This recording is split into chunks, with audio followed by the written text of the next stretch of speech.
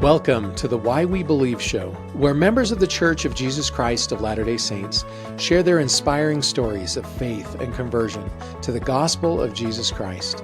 I'm your host, Nathan Gwilliam. Hello, friends, and welcome to the Why We Believe show. Today, I am joined by Michael Young. Michael is a member of the Tabernacle Choir, and we're going to hear some really fun stories about his experience there. He also is an author of 40 books. I think that's just crazy. Congratulations, Michael, on doing that. And we're gonna talk about some of his books and some of the things he's learned from those and lessons he can share. And he works at BYU as an instructional designer, which means that he develops courses, specifically courses about world languages. Am I saying that right? Okay. Yeah, that's exactly right. I was a German speaking missionary, so I am currently working on some German courses, but I've also worked on Japanese, American Sign Language, just the whole gamut. That's pretty crazy. If you speak German and you're doing Japanese and sign languages and other languages, you must be very good at course development to develop courses in languages you don't speak. Yeah, luckily BYU is like that, is just a haven for world language speakers. You know, there's so many great professors that we deal with, you know, to help us with the content. And what's great too is there's so many like international students who like come work with us. Like, hey, we need some Japanese speakers, and we can actually find a bunch of Japanese speakers who could come and help us with our courses. So you give them the framework and then they give you the subject matter expertise. Yes, exactly. And luckily with German, I'm kind of wearing both hats, where like I am the subject matter expert, but I also am the designer. So that's kind of fun too. Well, Michael, thanks for being with us today. Yeah, you bet. This is great. Will you start off by sharing with us something that most people don't know about you? Ooh, let's see. Oh man, I do pretty public facing. A lot of people, you know, see me in choir, and you know, I have like a YouTube channel where I talk a lot about stuff. What don't people know about me? I guess one thing that might not be immediately apparent is I was an Air Force kid, and it's kind of the experience, the effect that had on me. Every 3 years or so, we had to move, and like not just a little move like across town. It was like, hey, we're moving to the entire different part of the country or to another country. Um, Crazy stuff. And right now, I'm my personality, I'm very outgoing. I'm very much a people person, but I didn't grow up that way. In a lot of ways, I was very awkward as a child. And struggled a lot with that, you know, getting along with my peers. And to make it worse is like every time I made some friends, there's kind of like an expiration date. You know, you're only going to be there a couple years. You have to pick yourself up and start all the way over, like in a completely different state. And this is before we had social media and cell phones and stuff. You know, I grew up in the 80s and 90s, and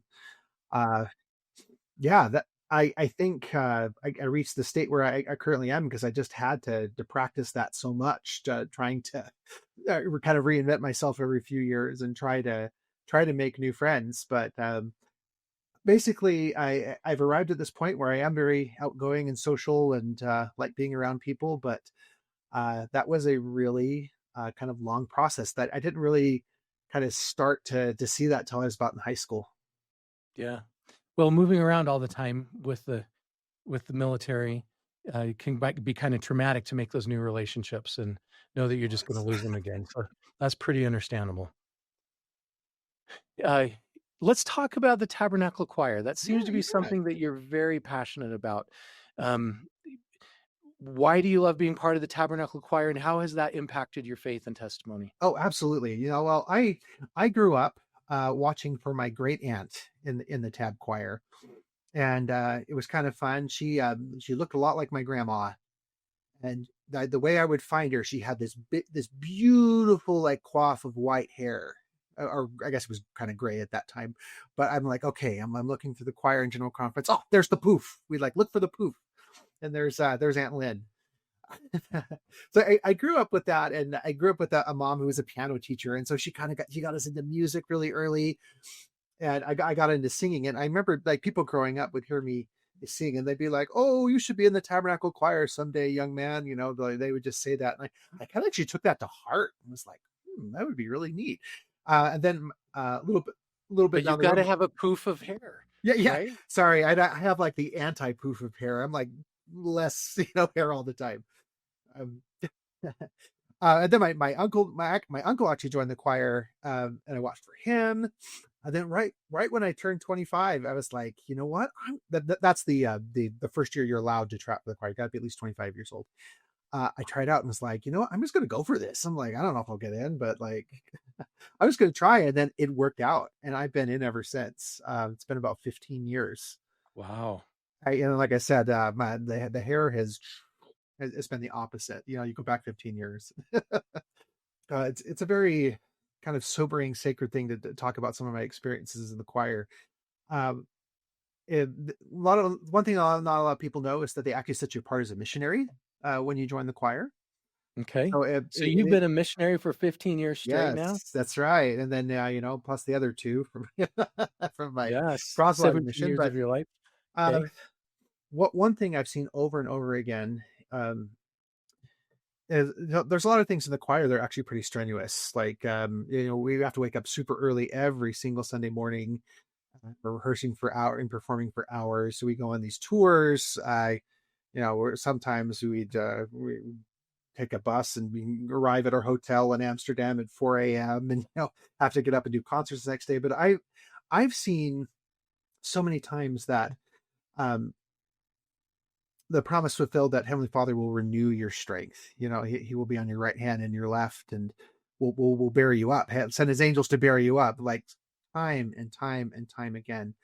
I'll be in a rehearsal and be like, oh man, I'm not doing very well. Like my physical strength is not where it should be, and just praying like, Father, like I need thy help in order to fulfill my calling. And I feel Him renew my body and my mind, and I'm able to perform.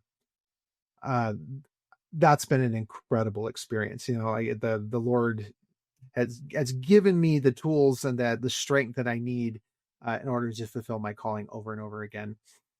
I'm also just I run into even like strangers like all the time who, like, I've been on there so long that there are people that recognize me and will say, and will tell me things about, like, hey, I remember seeing you in general conference, and they showed you, and that really impacted me. Like, and because sometimes, like, when you're in a choir of 360 people, you feel kind of anonymous.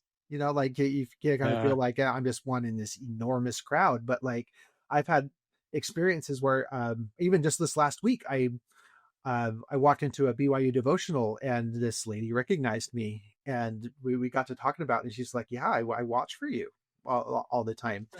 Oh, and even wilder, it turned out that we're actually related. Like, she's like, my maiden name was Young, and like we were like, oh my gosh, we're like totally related. So um, it, it it's been incredible. I remember, well, one thing that drove one experience that drove this home is a few years ago I went to on a trip to Rome. And while I was there, I visited the Rome, Italy temple, and they've got this beautiful visitor center there. Were you there for the dedication? No, I wish. No, this was only a couple years ago. So, but we went and we toured the visitor center, and I'm walking around the visitor center, and they've got a TV playing, and it's the tab choir, and all of a sudden I see myself over here, thousands of miles away from home, and it just, like, it kind of just hit me. I'm like, oh my goodness, like, what a cool calling I have. And like, what a blessing that I've been able to, like, literally share my talents with the whole world, and share my testimony with people all over the place. um we went to the Philippines last year, and they had a bunch of LDS youth come in and perform for us. And the same thing, like, this young man came up to me afterwards, and he's like, hey, I know you. Like, he recognized me, this kid in the Philippines, 6,000 miles away. um so it's just really, really humbling and wonderful to, like, that we have like this technology now, that we can share these hopeful messages of testimony all over the world. And like, I can't believe sometimes like the people who say that they watch, like friends of friends of friends are like, oh yeah, we always look for your general conference. And like, like, it's a big, it kind of, like I feel that You weight have on a my shoulders connection. sometimes, like, Yeah. okay, gosh, I hope I don't like sneeze when they, they're zooming in, and like all of a sudden I'm, you know, So so with your spot in the Tabernacle Choir, with the social media that you've created around that, you have a platform. What have you done with that platform and with the books you've written as well? you What have bet. you done with that platform to help people come closer to Christ? Oh, absolutely. So one of my things that I've done just in the last couple of years is I've done a YouTube channel I call Mic Drop Music, where it's focused on uplifting and inspiring music. I've actually sung, done performances of all of the hymns from the 1985 hymn book. And now with the new hymns coming out, I'm doing I'm doing videos that are meant to help people learn the new hymns, and get excited about them. Like I do kind of like reaction videos too, like because what's really neat is a lot of these new hymns are ones that I'm familiar with because of the Tab Choir. One of the people on the hymn book committee is the associate director of the choir, Ryan Murphy, and so like I could tell. I'm like, oh, okay, I see who who probably champion these hymns, but um, You need to let them know that I think it's kind of discriminatory that we only have hymns. We don't have any I hers. mean, I don't know with the like this last batch of hymns that I was blown away by the variety. So like they're really are reaching out and doing things they never have done before. But Yeah, there are great hymns that are part of these new selections that have been coming out. yeah, so I'm trying to not only I see that like I've got my kind of ministry in the context of the choir, but I also wanted to make it sort of a personal ministry, where a lot of times I'll just get on Sunday nights and go live and then take requests for hymns like, hey, this Sunday night, what uplifting music speaks to you? What are your favorite songs, or what song would bring you peace right now? And people will jump on and say, oh, I really want to hear How Great Thou Art, and like, that's my grandma's favorite song or something, and had some of these very personal songs, and then I'm able to sing them and just get a little more light in the world than there is, and trying also to minister kind of to the one. Um, I have got my big group ministry, and then I want to extend that in a sort of a personal ministry sort of way. Yeah, ministering, sharing your testimony through song. I love that. Yeah, and then with my books, so I've got kind of two camps of me as an author. I've got my uh, nonfiction, which is about music history, which kind of goes in that same vein. And then I have my fantasy fiction. But I think that believe it or not, I think both sides can be used to create more good in life in the world. I even with fantasy fiction, I think there are things you can get people to think about, and topics, and looking at characters who are heroic or characters who are not, and choose the are bad examples. I think that you can bring people closer to Christ even through uh, fictional stories. Um, and Yeah, then definitely. yeah, about the music history stuff. I like to. I've done one about Christmas music. I've done one about Easter music, and then next week I've got one of it that's coming out about patriotic music. But I focus on the people behind uh, these songs, and their faith and the things that inspire them, and these remarkable things often that come together. Where you see the hand of the Lord, like bringing certain people together, even sometimes people who've never met over hundreds of years, to create these timeless songs. Like "Oh Holy Night" was a the tagline for that one is it was a collaboration between a Christian, an atheist, and a Jewish man that had to come together to create the song "Oh Holy Night." Like one did music, one Yeah, did and lyrics and an lyrics. arrangement, like Okay. yeah, like so Heavenly Father like uses all these like parts that you wouldn't think of that would go together, but he brought them together and created something timeless. And it's just so beautiful to see that over and over, and like ask yourself the questions like, why do some songs endure and some songs don't. Like, why are these the songs that are sung from generation to generation to generation? And then finding all just you can learn from the music itself and the beautiful words and the beautiful melodies, but you can also learn so much from the backstory of the people that created these beautiful works of art. So that's what part of your books are about, are these stories of Yeah, behind the songs. Okay. behind the songs, exactly. What is your most famous music history book that you've done? So the one that sold the most so far has actually been my Christmas one. It's called an Advent Carols Countdown. It's through Shadow Mountain, which is Deseret Book. So it basically has it talks about a different Christmas carol every day, so you can count down to Christmas using it like an Advent calendar.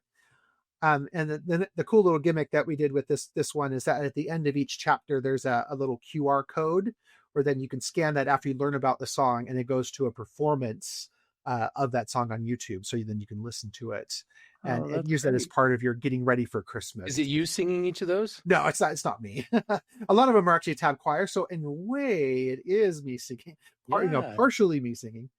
Like there's a little bonus game of like spot the author. You can play with a lot of these songs, but yeah, and a lot of that one's been very popular. Just as it's focusing on all these beautiful Christmas songs that are focused on the Savior. It's a great way to prepare for in the Christmas season that's focused on the Savior. So that one's done very very well. And so has we did an Easter follow up one that's all about Holy Week, and then Yeah. yeah, and then we're doing patriotic ones now. What is your best-selling fantasy fiction book? And can you share with me an example of how you've used your fantasy fiction to help strengthen faith? Absolutely. So I what one that sold very very well is called The Hunger. I actually just came out with a brand new edition of it with a new brand lovely new cover. Um, but I love this one. This one is my most kind of I guess philosophical one, where the main character is a scholar who's looking into history and trying to the world is in a really weird place where there's a lot of conflict, and the kingdom is broken up into these different tribes, and there's all these different people who have conflicting accounts of why of what I guess what history is actually true.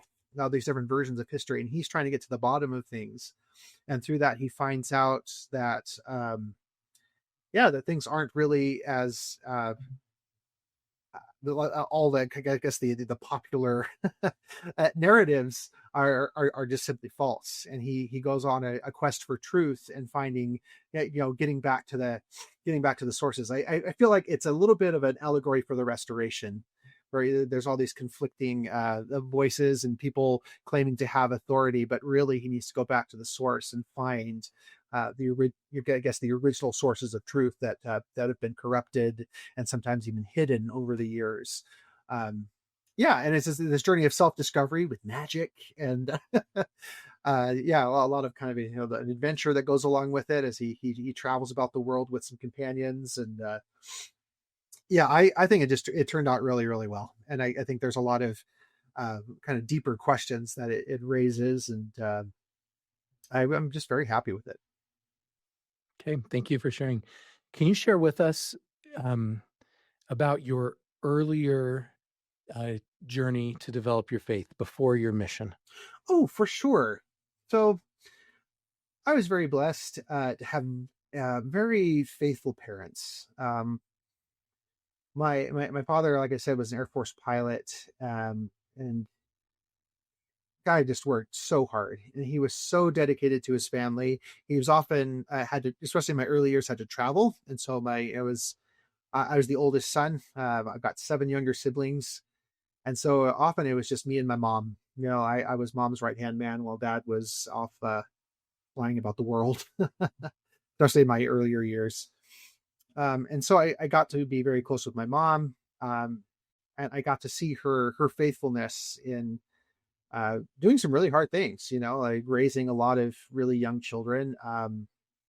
Without her husband often, and uh, but doing it, but always, we always take time to do family prayers and in scriptures, and she'd get us to church on a regular basis. And I just grew up with that steadiness. Yeah, my both of my parents were just very stalwart in the gospel, and it got me from a young age, into really good habits. Reading my scriptures, and it got me into church music really early, which I think that was a huge part of my testimony. Was that I have this ability where once I hear a song a time or two, I just got it. It's just with me, which comes in handy. Um, but for example, I memorized all of the articles of faith when I was 5 years old because I learned the songs. The songs stick in my head so well, I could sing all of the songs as a kindergartner, and so I knew the articles of faith. Um, so there weren't a lot of like big dramatic incidents in my youth that I think uh, was like, oh my gosh, that's now I believe. But I think it was just the steadiness and the faithfulness of my parents. They set such a good example, and I saw that as I grew , older and I kept observing them. I saw the fruits um, of them living the gospel. Like I saw the wonderful influence they had on other people, the good example there. I saw people actually join the church because of their influence and their example. Especially like in the military, it was we stuck out. We were a huge family for a military family. Like everybody was like, would kind of give my dad a hard time, like, like, well, what are you doing? Um, like you don't have to keep having kids, like sort of things.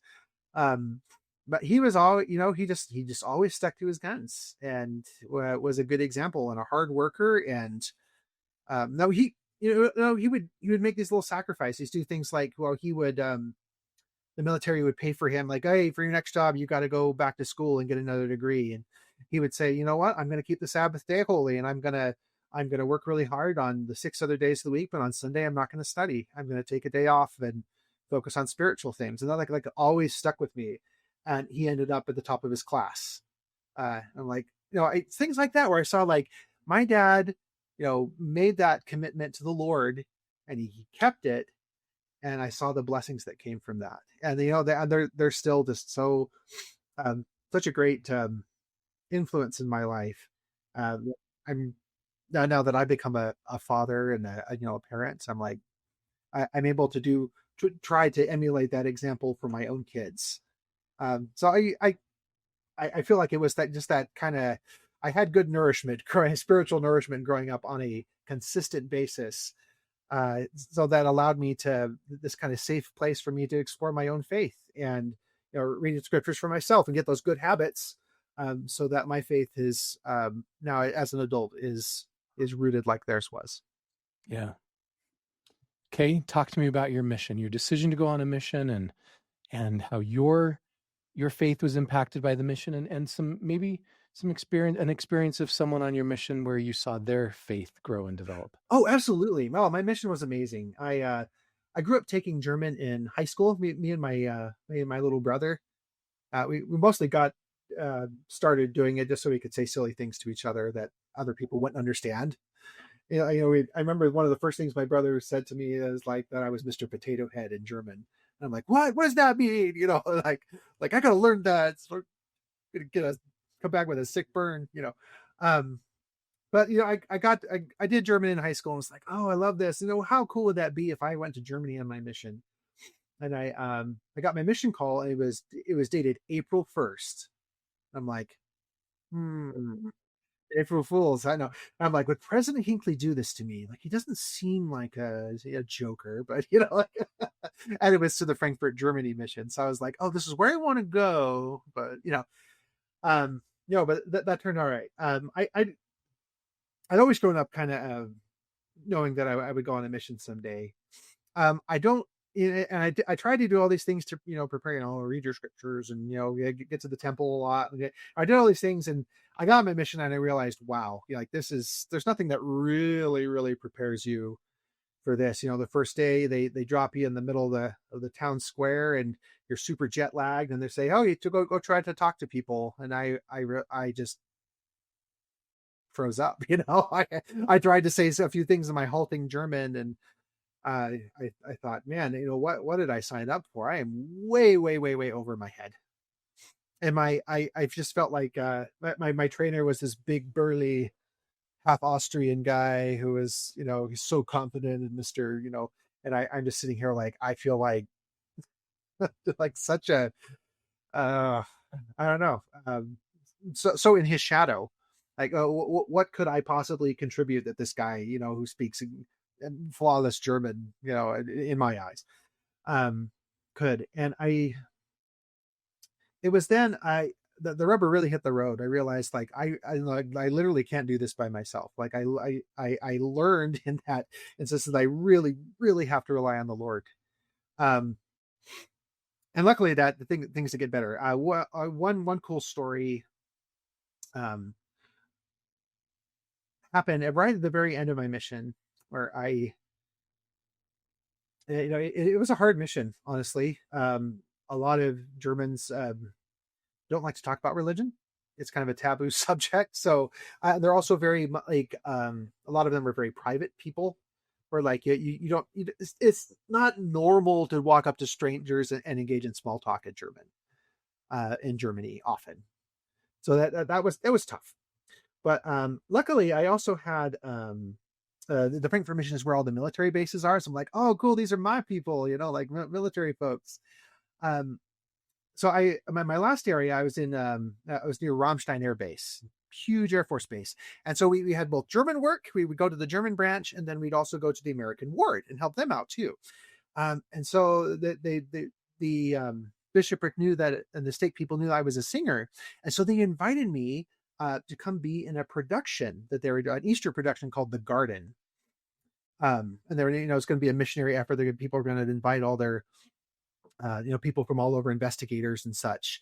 And I got permission from my mission president, and I got to be in this production as a soloist. And as a result of that, one of the work members came up to me afterwards and was like, "Hey, introduced me to their friend who was getting interested in the church, was not a member." And she was we connected right away. She was a musician. She was a lady from Texas, and she really enjoyed my performance. And from that, we started teaching her. And on the very very last day in the mission field, I baptized her. She was the only person that I personally baptized. I heard of other people who I taught who eventually had got baptized, but I only baptized her. It was the very very last day in the field, Wow. and it was because of my my musical talents that we made that connection. And I was able to look back and just see like, oh, the Lord is able to take whoever you are, and to mold that, and to use you to touch out certain people's lives. And I'm like, my big burly Austrian half Austrian companion, no, that wasn't his wheelhouse. Like the Lord needed me in that situation. Um, I love that. God gives us unique gifts and talents so that we can reach people specifically. yeah, and That that was such a faith building experience. And it was a very emotional, like at the very end of my mission to finally step into a baptismal font with somebody in Germany. yeah, And because it'd been 2 years of very very hard work. yeah. Um, And it was all worth it. Yeah, it was After absolutely. it And was all what's really neat is that experience in Germany then springboarded, my career where I am now. Like my German language skills have just opened so many doors in my life. The Lord is so good. And that really is one of the reasons, my faith has grown into my adulthood, is being able to look back and seeing all those ways that the Lord like had his hand in my life and like directed me this way. And I got met these people, and then I took these classes, just all those little ways where you can look back and see the track of where you've been. yeah. Okay, tell me about your time as a father and husband. How how are there any specific editor going back? I'm going to re-ask that question. Um, Michael, are there any specific experiences from your time as a father and a husband that have impacted your faith? Absolutely. So I have 3 children, 2 boys and two teenage boys and a little baby girl. Well, she's about 4 now. Uh, but my wife and I joke that none of them came into the world easily. We've never had a normal um, child come into the world, in a good way. But we joke that the first one was kind of hard. He was in the NICU for about a week. The second one was born with Down syndrome and had about some birth defects and was in the NICU for about a month. And I had to have some surgeries and crazy stuff. And then we joked our last one was the boss level. Like you play a video game, it gets a little harder and harder, and then it ends the bot. You got to beat the boss. The last one was the boss level. Our uh, Maggie it was her name, our 4-year-old. After we had our 2 boys, we were like, okay, this is great. We want to keep on. We're going to have some more kids, and we're able to have more kids. Experience what the doctors call secondary infertility. Like after you had a few kids just fine, we ran up against a wall, and for years weren't able to have children. And that was really hard. We really. I came from a family of 8.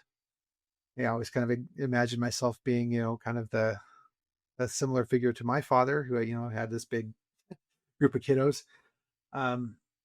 And so we're looking into different options. They're like, the doctors are basically like, unless you do like IVF or something more intense like that, you're probably not going to get pregnant naturally. And then we looked into that and we're like, oh, that price tag is it's pretty bad, honestly. And at the time, I was a school teacher. I was teaching German public school, which was really fun, but not very lucrative. um, about that time, I ran into one of my former missionary companions, who is now a successful businessman, and he had heard about my story, and he offered to pay for the treatments for us. Wow. Another way that my mission blessed my life. So he paid for it, and then we ended up. It's a miracle. First round of IVF. I got pregnant with Maggie, and so we found out. We actually found out right after Christmas, and like we knew we were going to find out right after Christmas. Like this is either going to be the best Christmas ever or the worst, But it was the best. Right after Christmas, she was pregnant. In March, the following March, we found out we're having a baby girl. It's like, oh, that's so fun. Like I grew up with 4 sisters. I always, so I kind of grew up to taking care of cute little baby girls, and I always wanted to have a daughter. And um, but then a couple months later, on May 1st, May Day as we call it, um, I got a call. My wife was working actually at a hotel, and she had an overnight shift.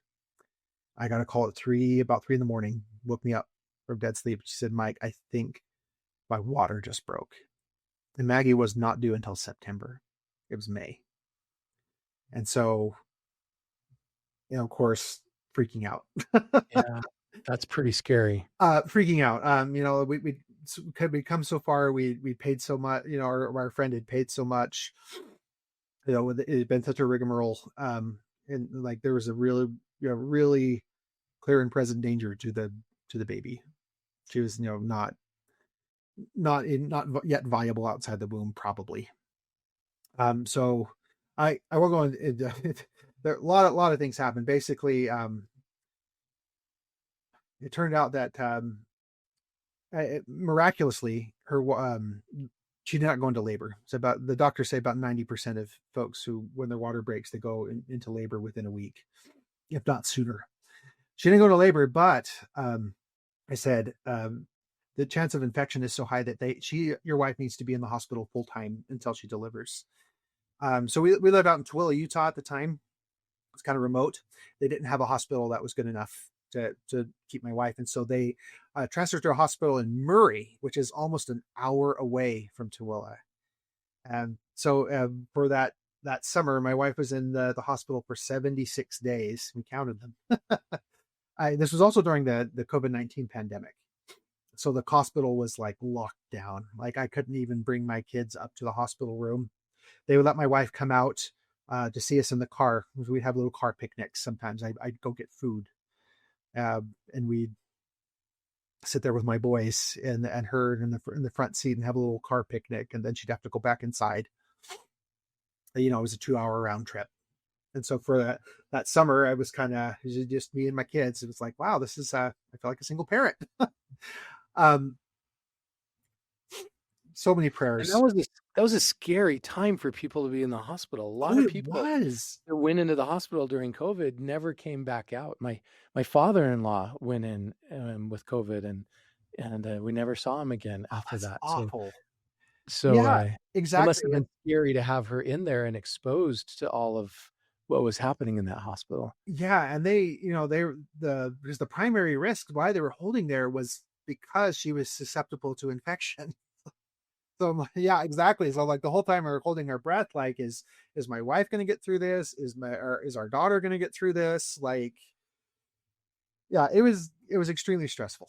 Um, but I will also say during that time, not only was our ward incredible, but I did feel just such a sense of peace from her heavenly Father. I'd given my wife a blessing on that very night when her water broke, and just told her like through the priesthood that Maggie was going to live, and she did. My wife was there for 76 days, and Maggie came. She was still early in mid July.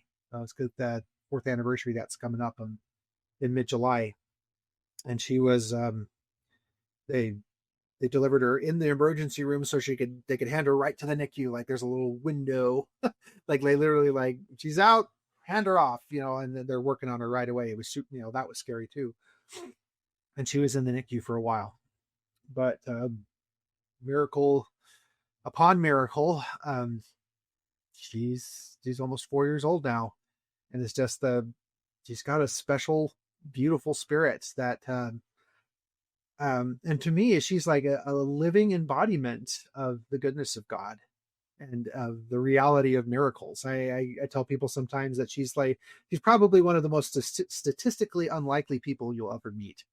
Like not only was she, the IVF is statistically problematic, shall we say? Then there was uh, the the fact that my wife didn't go into labor. That beat the odds. And then for her to carry for that long, and then to be born and to be born healthy, just miracle upon miracle. And so she's such a blessing, not only because she's just a wonderful little girl, but she's also to me, like I look at her and she's the embodiment of the fulfillment of God's promises and his love for me. I love And that. so I love having that little daily reminder every time I look at her. Michael, thank you for sharing that. In conclusion, why do you believe? Yeah, I'd say I would be remiss if I didn't. Our heavenly Father is proven me to me so often that he loves me, that he is with me during the hardest times of my life. I've seen his hand in so many different ways. Just little things, big things, things with the choir thing, but where I'm able to uh, impact specific individuals. Things that ways that he's healed me and strengthened me. Ways that the people that he's put into my life, the answered prayers. Said so many prayers about the life of our sweet little girl, on the health of my wife, and that was still a ridiculously difficult time, but um, as my wife often says, worth it. Yeah, I feel like that summer was kind of a microcosm of our whole lives, where it's like, yeah, it's going to be really tough, and you're going to have to pay a high price sometimes, but on the other end, worth it. Yeah, that is So very well said. God's plan isn't always easy. In fact, almost everything, all the greatest things in our life are on the other side of very hard, hard, but worth it.